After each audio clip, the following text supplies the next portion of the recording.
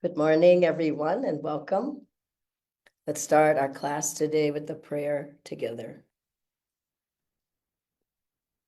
Heavenly Father, Divine Mother, friend, beloved God, Guru Preceptors, Jesus Christ, Babaji Krishna, Ladi Mashaya, Swami Shri Yukteswarji, beloved Master Paramhansa Yogananda Ji, saints of all religions, we bow at thy feet. Bless our class today with thy divine presence in our hearts, in our minds, in our souls. Om Shanti Shanti. We'll have a song and then a video of Swamiji. Then we'll continue on with this topic, deepening meditation through having a deeper meditation. God bless you all and welcome again.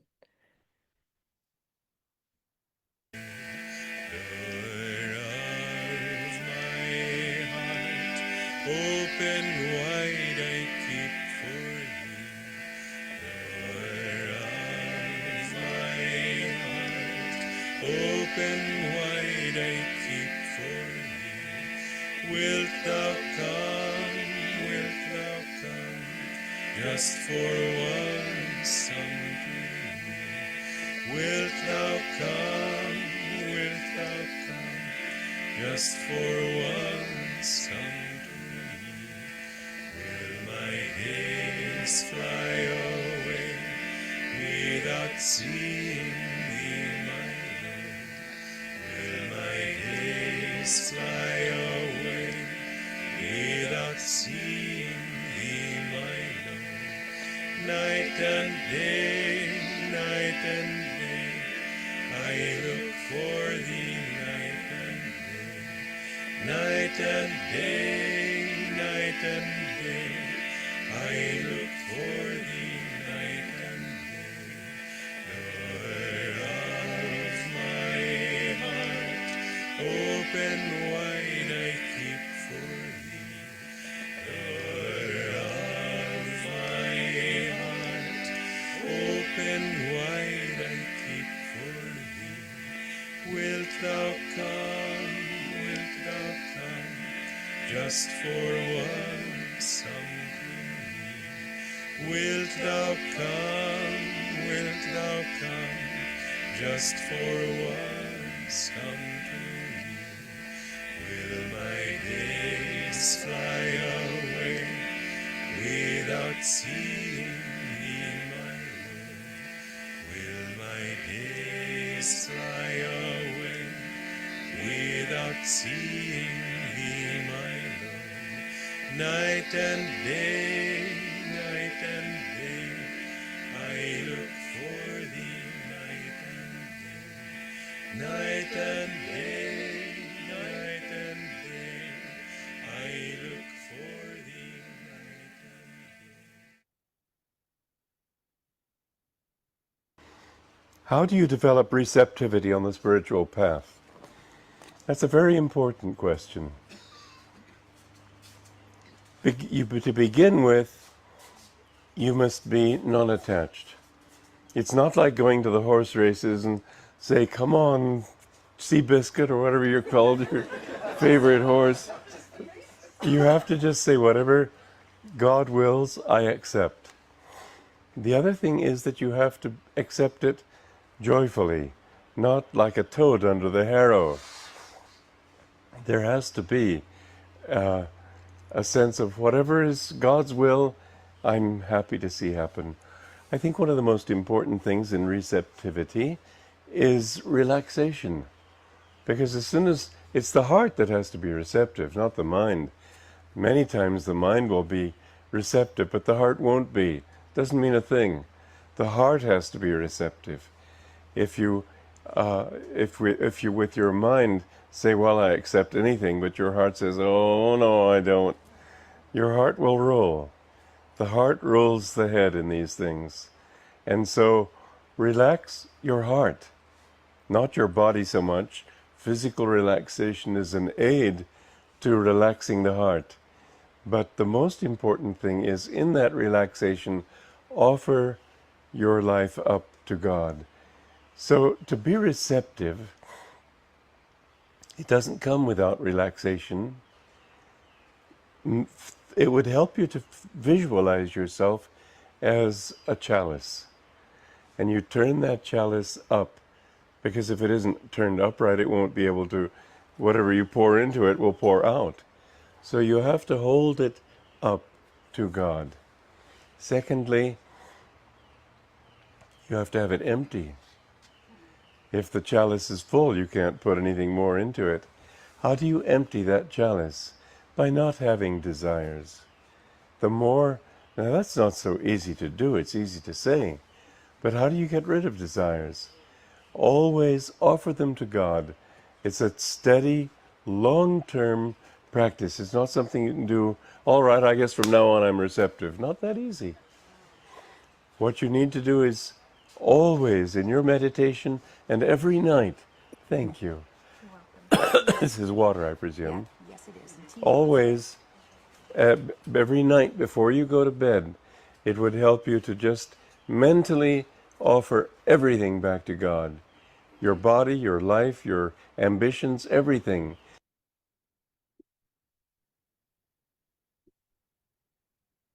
Good morning again, friends.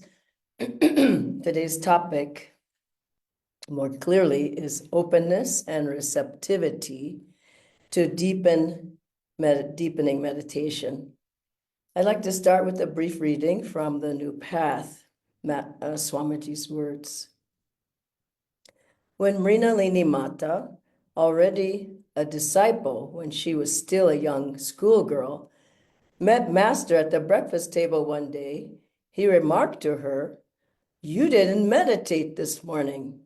"Sir," she protested, "I meditated a whole hour." Master, quite unimpressed, replied, "You should have meditated half an hour." He had seen that in sitting longer, when not in a mood that day to meditate with intensity, she had actually done less effective meditation.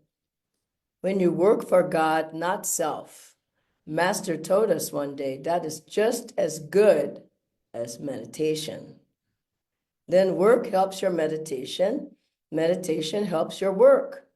You need the balance. With only meditation, you become lazy and the senses become strong. With only work, the mind becomes restless and you forget God.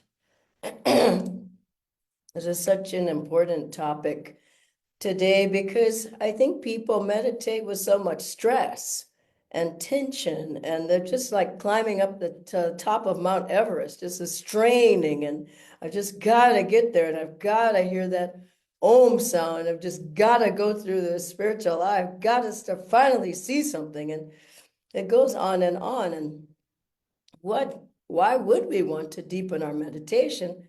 Of course, to relax into the experience of God, not to force ourselves into something that's not a reality for us yet. So we have to be open, receptive. There has to be a way, like Swamiji said, like a chalice, that the grace is flowing into an empty chalice.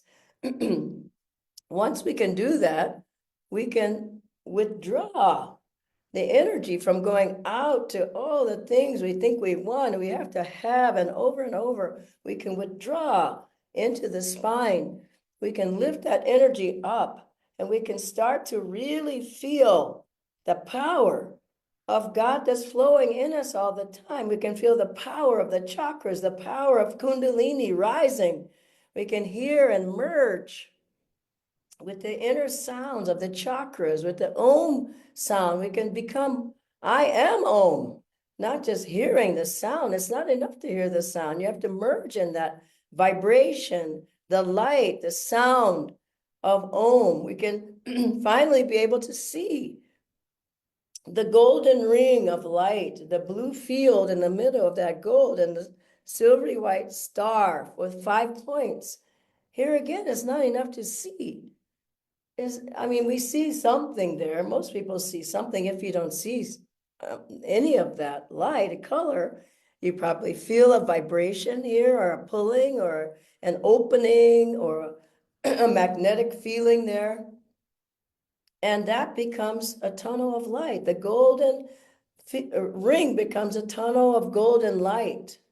We have to start going in there, into the light, not I see something finally, or I feel something. We have to start merging with the light, and the blue field becomes an ocean of blue light, which we start to become.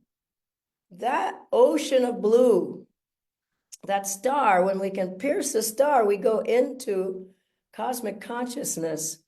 And so why do we want to deepen our meditation? Why do we want to become more open, more receptive? These are natural realities.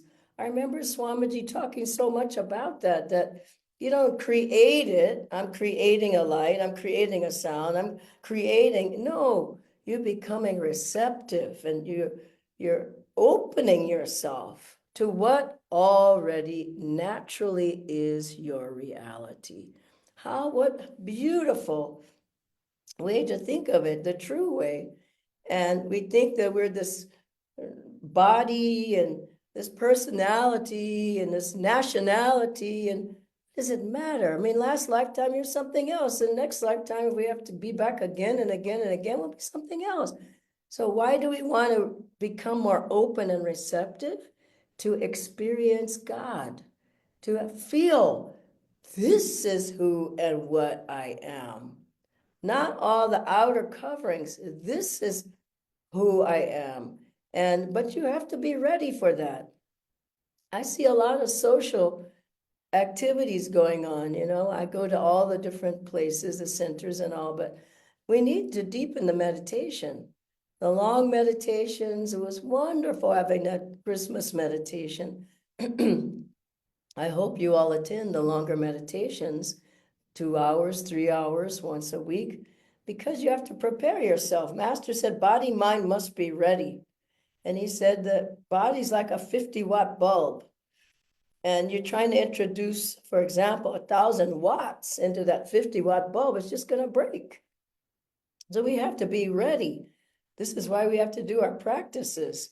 And when Dr. Lewis came to Master wanting samadhi, he pestered Master for some time. Give it to me, Master. I know I could.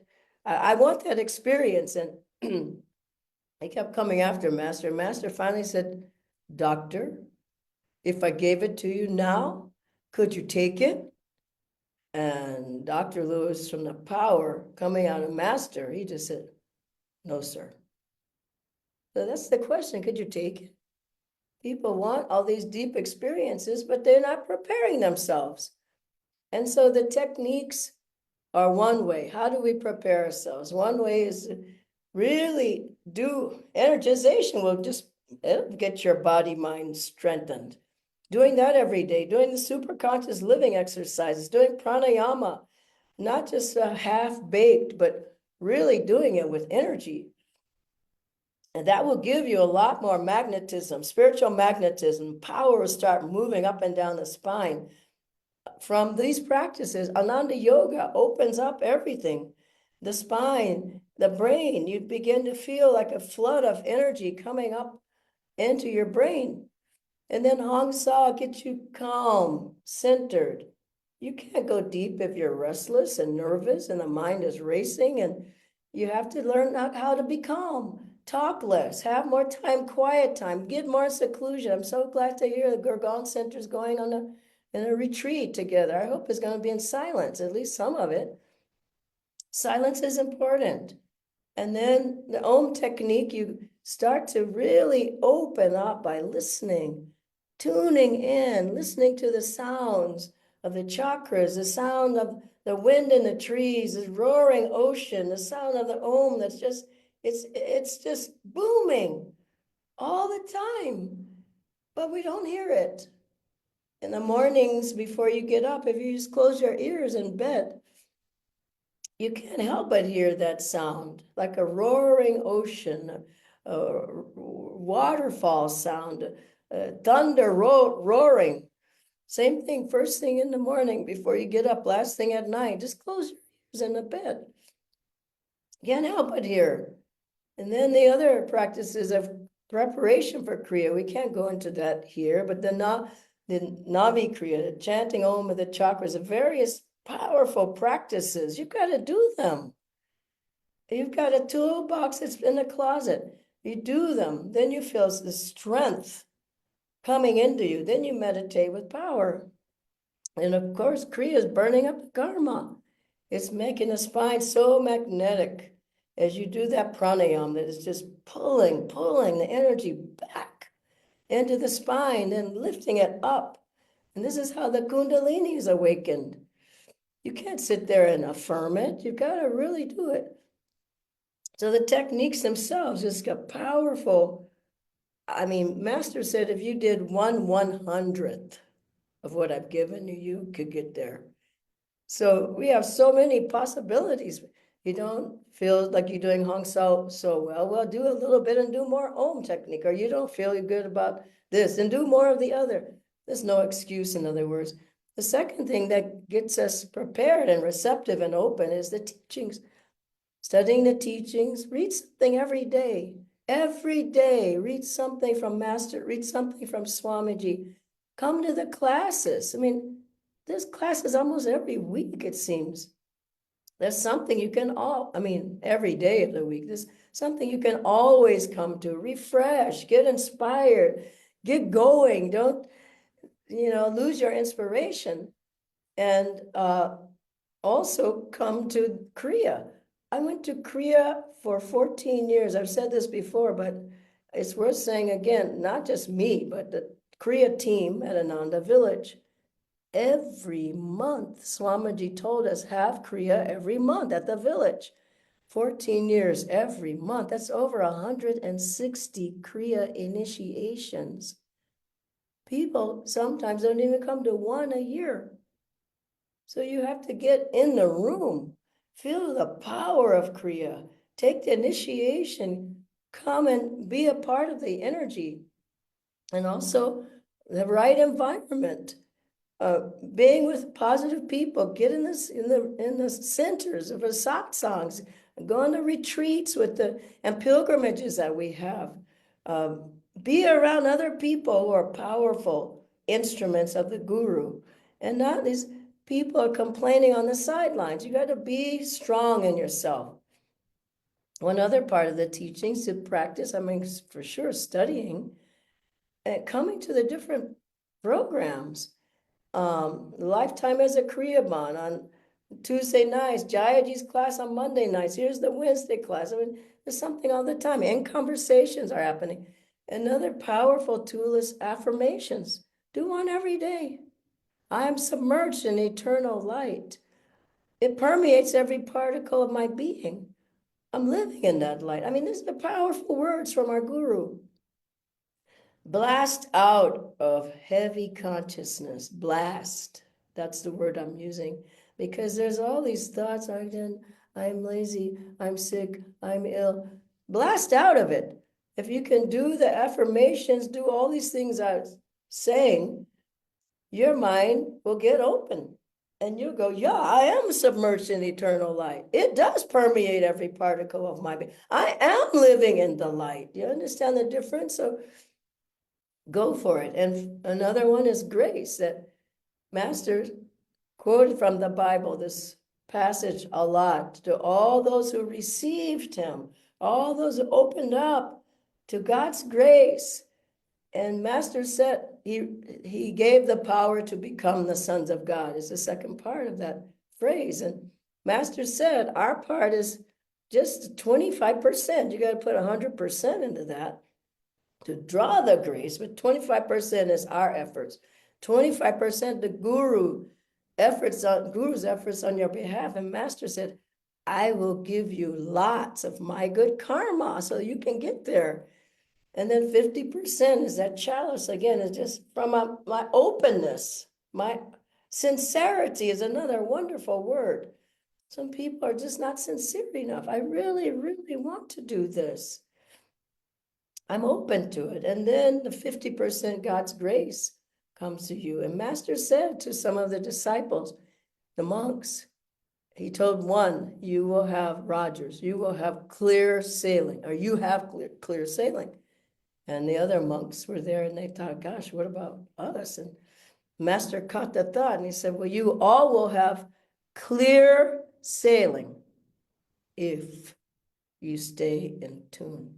Meaning, if you connect with that grace, the power of the Guru, every day call on Master, Om Guru in your mind, look in his eyes on your altar, take a picture with you, take a book with you in the cab, wherever you're going to go, have him in your heart.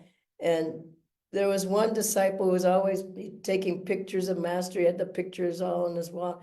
Master saw that. He said, why do you have all those pictures? Why do you keep taking photographs? He said, get to know me in meditation, and then I can help you. And so how much can we receive? We can receive as much as we're open. Door of my heart. It was so beautiful there, Swamiji singing that. And there was one person who said to Master, I don't feel you as much as the others. He said, how can you? You shut the door. Door of my heart, open. But then the desires close the door, the attachments and laziness, and I don't want to do it, and wrong thoughts and wrong habits, and the door's closed. You have to work at keeping the door open. And then there was a man who came, he was with Master 12 years, and Master said he was a disciple. He was a teacher, even. I'm just shocked at this. And he left. So people came and went, as I've said before. Swamiji said it was like a hotel. People checked in, checked out when Master was on the Guru there. So then people asked, well, when this person will come back, if this person. So they asked about this man, when will he come back, Master? And Master said, never.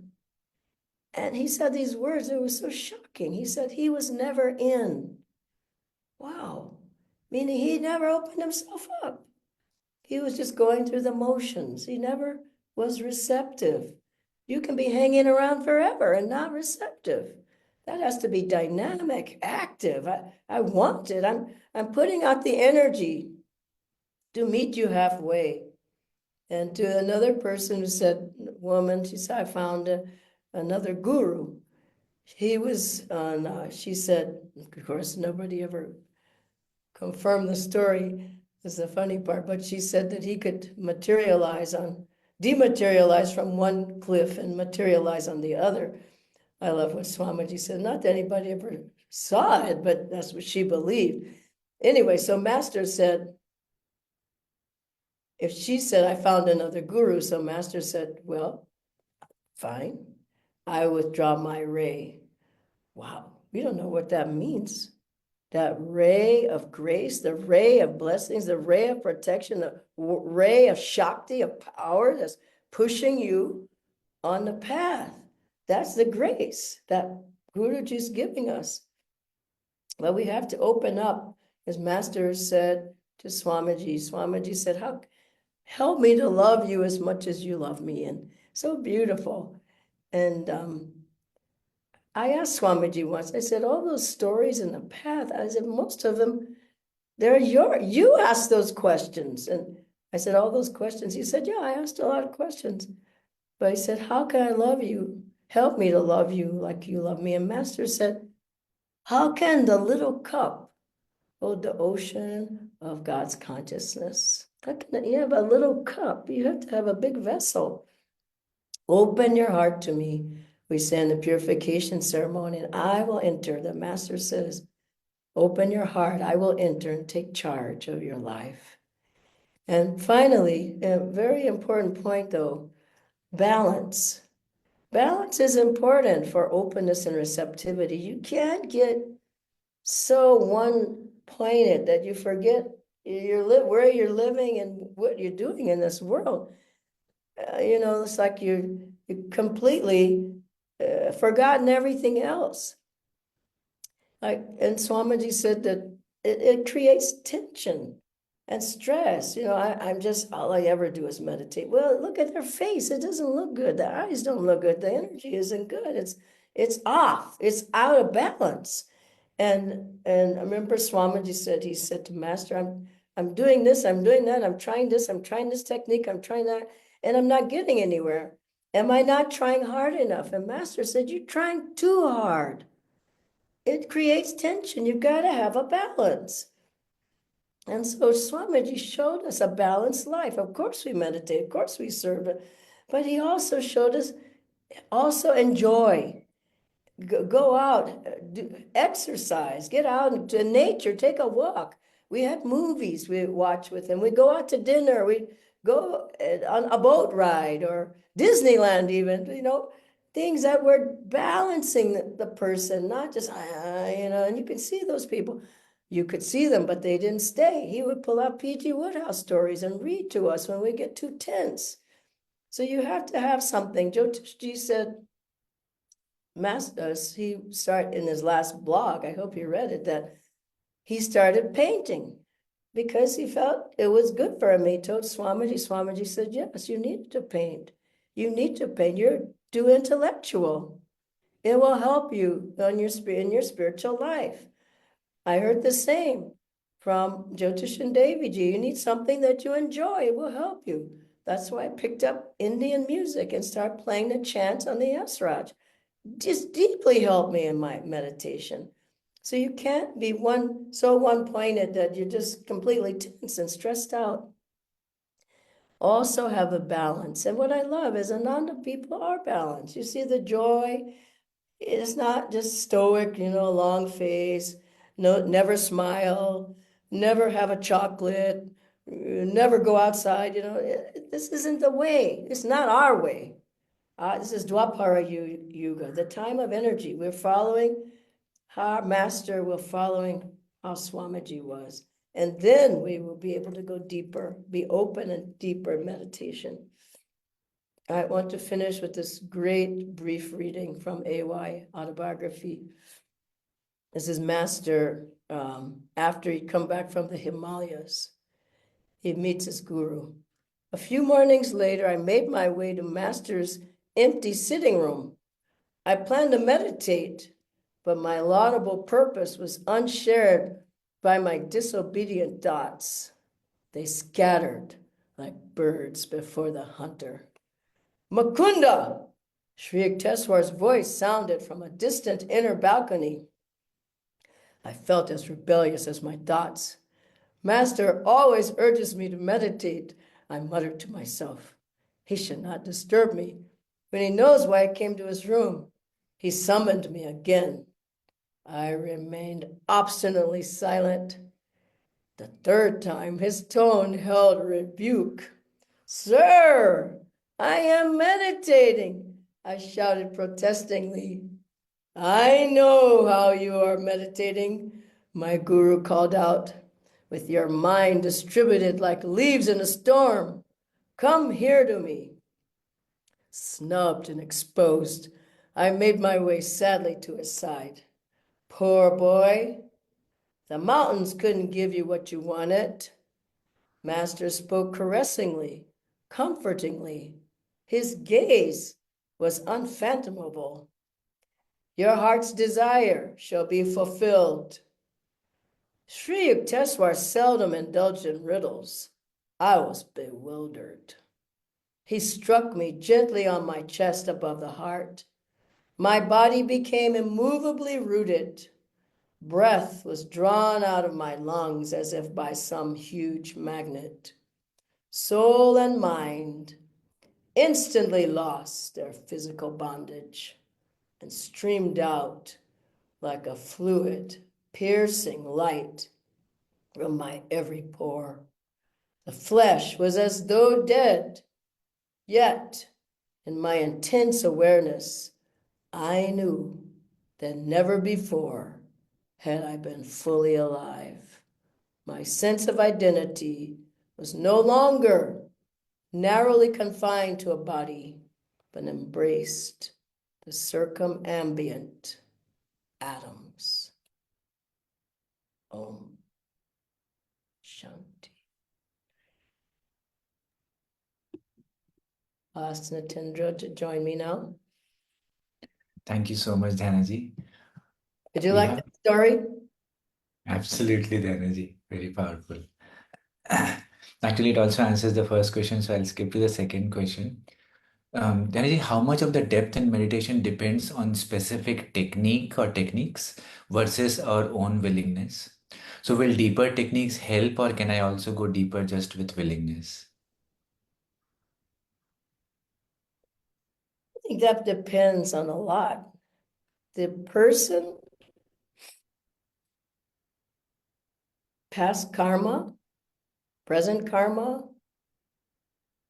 your openness right now. I think the techniques certainly will push you further more quickly. Our techniques, not any techniques. I think they certainly, I mean, it's like if you want to open a can, you need a can opener. You can use a can opener and it's open. Or you can go get a fork and, try to jab at it as long as you can get something else and try to, but why not get a can opener? It's open right away. So I think if you're feeling like, wow, I'm making progress without the techniques, I'd say Haribol.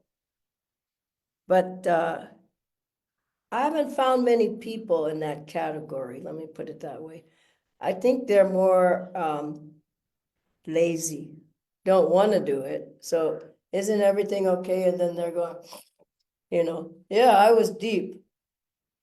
They were deep in the snores. So you got to have an active, not active, but dynamic focus. You understand what I mean? Mind as well. You can't just be there. Is anything going to happen? So the techniques give you that dynamism. Do this, and then they'll be more open. Do this, you'll be more open. But then at a certain point, you just need to sit there in the silence and bathe in it, draw it into you. But don't let yourself slip. Why am I being strong on this? Because I know people slip into like, it's okay, I can just do it on my own. But they're not really getting anywhere quickly. There's a vagueness in the mind, a vagueness in the energy, low energy. It's not dynamic. To go, I mean, to get going strongly in the path, you got to have a lot of dynamism. You got to have strong energy, willingness, will, magnetism. You got to have it. You can't just say, okay, something's going to happen. I never found that to happen. And why would Master give so much? You know what I'm saying? And Swamiji taught us to do these things. Like you can say, I got enough energy, I don't need to energize ever.